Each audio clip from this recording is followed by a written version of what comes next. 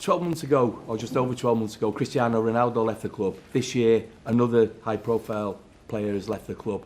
How important is it, as manager, that you are allowed to impose discipline on the club and on the dressing room? That is, if you want to perform, you need hungry players. And I already said we need personalities and players who are very hungry to fight for the badge and so fight for this club and to do this in the team. But in terms of you being able to make decisions on that discipline, it must be good that you are back. You were backed by the owners last year, and you've got a new co-owner who's come in, who's also backed your decision. But I think it's not about discipline. It's about some normal behavior. It's about that. So what you can expect from a top professional. Okay. Erik, how's your hunger? You've been through the mill. Many people have criticised you. Many people have criticised your teams. Some people have said you've made the wrong signings. It's been 18 months in charge now. How do you feel mentally and emotionally and looking ahead? You talk about the hunger of your players, but you're the manager too. It must be difficult for you sometimes. No, it's I managing here so project, and I know when you get setbacks, like the injuries we had, and I already said before, when no team can handle so much injuries, then you will drop off in level. And also we made some choices in the summer, and choices for, of course, for the future, but also we know we have to perform, and we want to do it at a short notice. And I know we don't have time, but the choices we made, so we signed some talent, and talent, you need time, like the developing. Now you see the progress from Garnacho, from Kobe Mino, and so also, for instance, Rasmus Højlund. He needs time, but in the same moment we don't have time. But I know that this could happen. That you need some time to get the progress in, and so for me it's not difficult. I see it just very rational, that this is how a process could go, and then sometimes you need some moments to step up, to get the belief in. For instance, in Arsenal we should win, but we didn't. Also, like the away game against Spurs, we should go into the lead, but we didn't get that point in the season. And then from there on, you get some negativity and you get some injuries, and then you come in a pattern.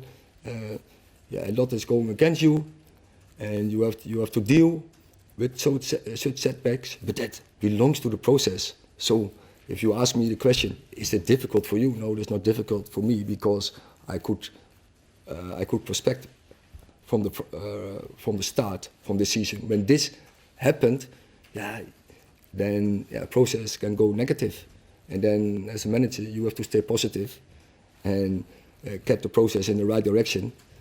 And in the meantime, you have to be pragmatic, gather as much points as possible, and wait that the players are fit. And in the meantime, work on your team, work on the individuals, that they go to higher levels, that you set conditions, that the team is performing better, and that the results will rise again. Last question, Will.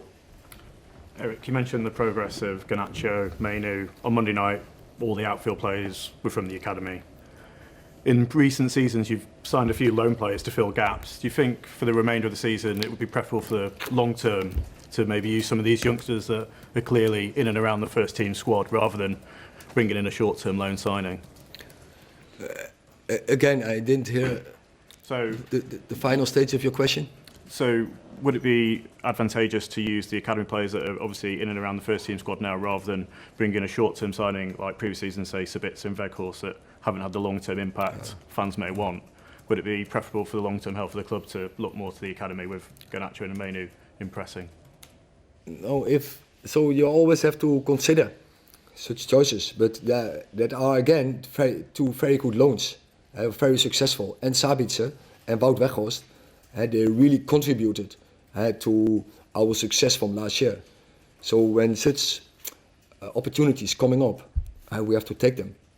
But in the same time, you have to analyze and what we have on board and what is coming up.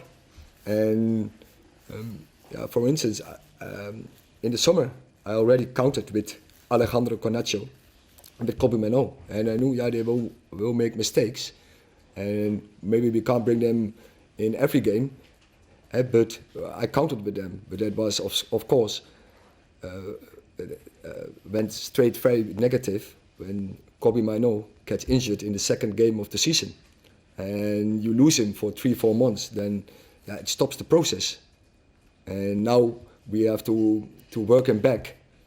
And then also you have to accept he can't play 3 games in 90 minutes Premier League in 6 days or 7 days. That's not possible. And you have to you manage that. You manage the process because you don't want him to get injured again.